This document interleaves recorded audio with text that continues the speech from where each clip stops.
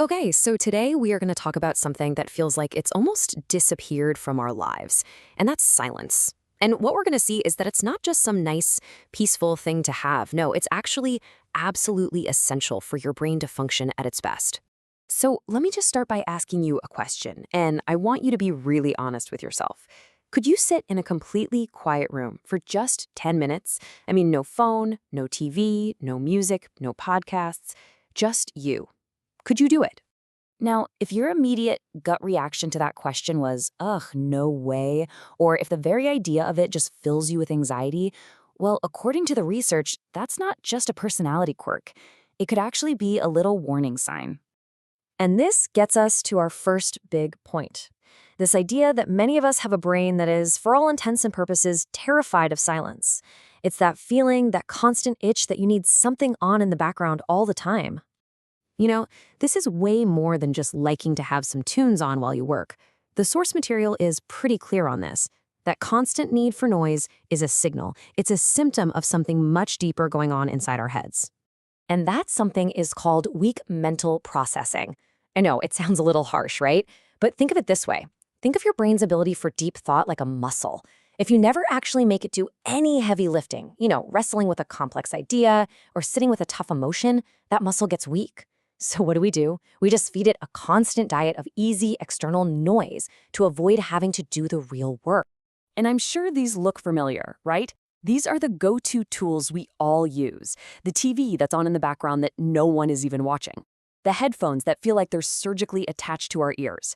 And of course, the big one, that automatic, mindless scroll through social media the second we have a spare moment. We've literally become experts at filling every single crack of silence in our day. So this really shows the two different modes our brains can operate in.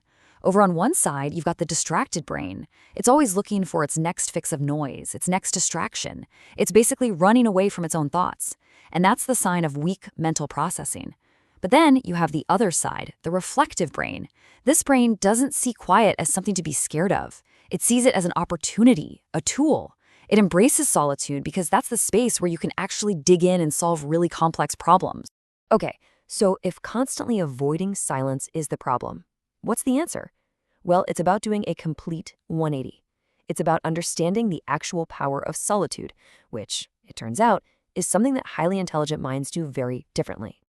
So what is supposed to be happening in that quiet? It's not about being bored out of your mind.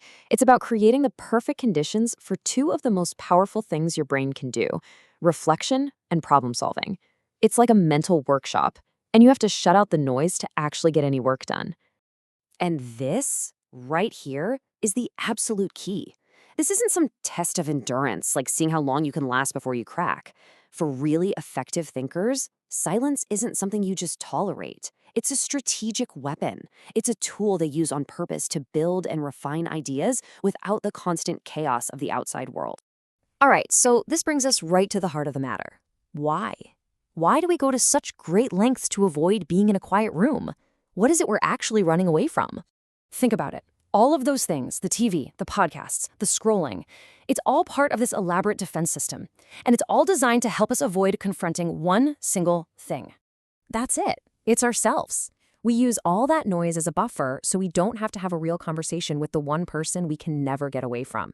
We're literally drowning out our own thoughts, our own anxieties, and maybe even our own brilliant ideas. So let's end with this, because it's really the most important takeaway. Forget about the 10-minute challenge for a second. The real question, the one that truly matters, is this. The next time you automatically reach for your phone to fill the silence, what specific thought are you trying to avoid?